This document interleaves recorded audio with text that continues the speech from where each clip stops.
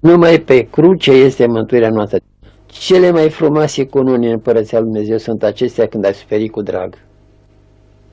Nu trebuie să cerem ca niște milogi continuu, fără să dăm ceva. Vedeți, spune că Dumnezeu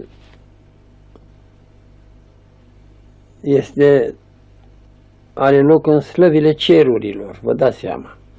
Dar totuși se complace să locuiască într-o inimă smerită. De aceea și se spune că, Domnule, îmbracă-te într-o adevărată smerenie și vei cuceri sigur cerul. Învățătura creștină este valabilă oriunde, dar în tot cazul să fii pe poziția aceasta de relație cu Dumnezeu continuu. Mai mult sau mai puțin se poate pentru fiecare.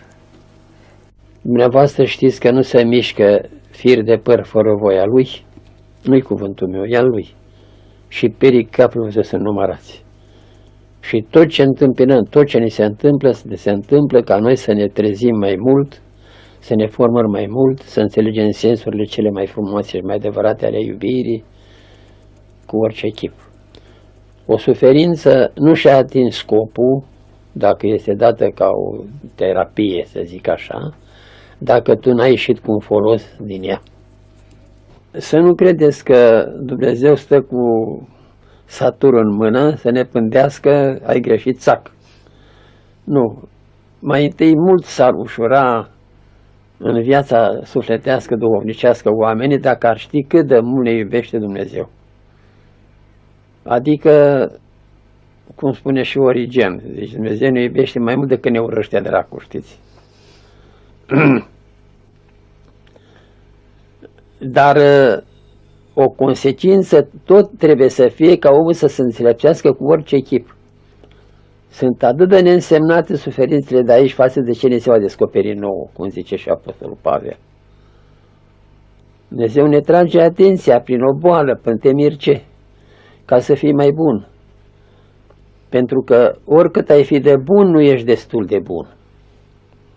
Pentru că în afară de păcatele care le cunoaștem și sunt consemnate, în sfârșit le dibuim, mai sunt o serie întreagă de păcate care nu se știu de lume și se numesc păcatele lipsirii, adică binele care îl poți face și nu îl faci.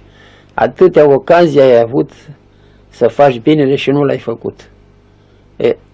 Aceasta este deja o stare care te încarcă, o stare de păcat, adică lipsă de perfecțiune. Și Dumnezeu cu orice chip, prin suferință, să știți dumneavoastră că omul reușește să stea de vorbă cu sine mai precis decât orice altă situație. Să se cunoască pe sine, să se compare, să-și dea seama că e o poruncă divină de care nu ne putem abate și e valabilă pentru toată lumea, nu numai pentru unii. Și atunci, vedeți, suferința îți dă ocazia de această desinfectare cu orice chip. Te cunoști pe tine ca să te poți birui pe tine, care înseamnă uriașă biruință. Uite, pe mine m-a întrebat foarte mulți, domnule, cât am trăit și prin pustii și prin pușcării, nu s-a făcut vreo minune? Am spus, zic, nu s-a făcut, am spus eu. Dar zic, s-a făcut uneori, am spus. Care? Zic, care?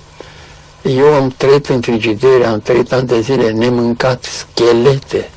Am trăit în pustii când rânjeam lupul la 10 metri și nu rânjește să te muște lupul, să te mănânce. Situații de ăștia că n-aveai nicio parte decât cerul. Eu care am priceput glasul pădurii, așa, care e înfrățită cu tine cu orice chip, singurul mijloc de apărare era pădurea. Un glas mut care nu poți să te încercești dacă ești într-o mare trăire. Așa, astea nu sunt niște minuni, că eu încă trăiesc de atâta suferință, că a fost groaznic. Dar ce vreau să vă spun? Mulțumesc Dumnezeu de suferințele ăștia, o mare binecuvântare mi-a dat Dumnezeu. O rost să credeți, am gândit, am fost un băiat de simțire, am făcut și sport, am fost vedetă, Pantera albă, Pantera blondă, gazetele. Nu m-am folosit ca în suferințele. Crucea, suferința.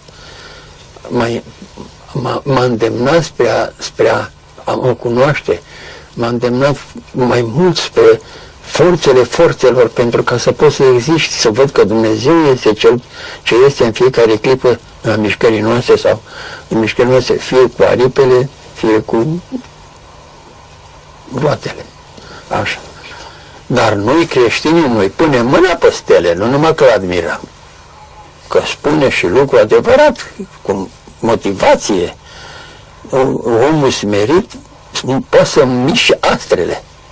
Așa de mare putere are omul fiind nu un Dumnezeu, ca și un Dumnezeu însă, adică un Dumnezeu creat. Omul, i s-a încredințat Dumnezeu marea răspundere să supravegheze întreaga creație. E singura verigă posibilă de legătură în Dumnezeu și creație, omul. Hristos a făcut omul să se vadă că această făptură e dincolo de altă creație, dincolo de toată creația. Creația întreagă a zis și s-a făcut pe om, nu a zis, l-a cioplit, l-a făcut de plumb, chip și asemănare.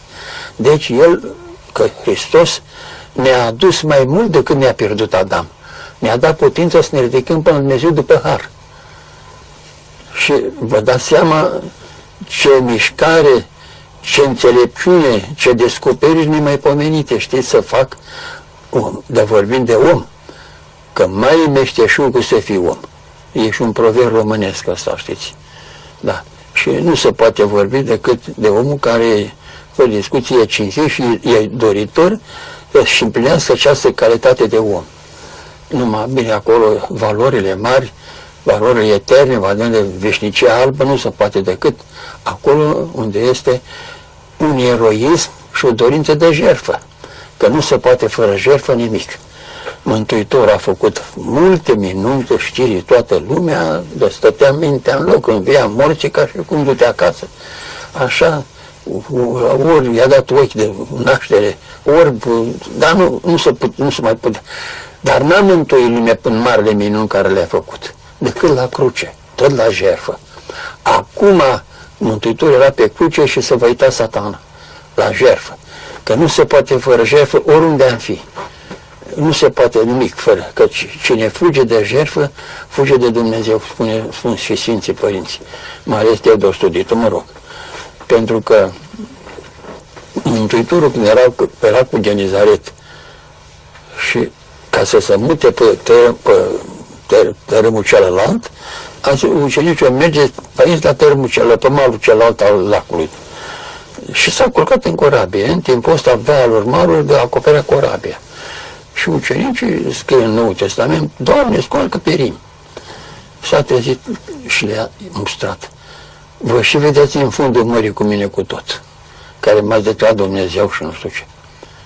N-am spus eu bine să luați pe aici, am spus bine, dar vreați fără valuri, vreați fără jertfă, vreați fără cruce, vreați fără luptă, vreați fără eroism, nu dea gata. Deci trebuie să te pregătești întotdeauna, învățând să știi să jertfești, pentru că nu poți să ai o poziție în sfârșit de existență, cu identitate, zic, dacă nu știi să jertfești. Da. Adică să fii un erou permanent, nu un milog. Nu, Doamne, nu, un erou, în continuu. Nu trebuie să mergem să cunoaștem oameni deosebiți și situații. Trebuie să mergem să te cunoști pe tine cu orice chip. Puțin te cunoști pentru că ai o mare, enorm de mare răspundere. Pentru că tu ești un microcosmos în care se înmuldește un macrocosmos, o lume întreagă. Numai pe cruce este mântuirea noastră.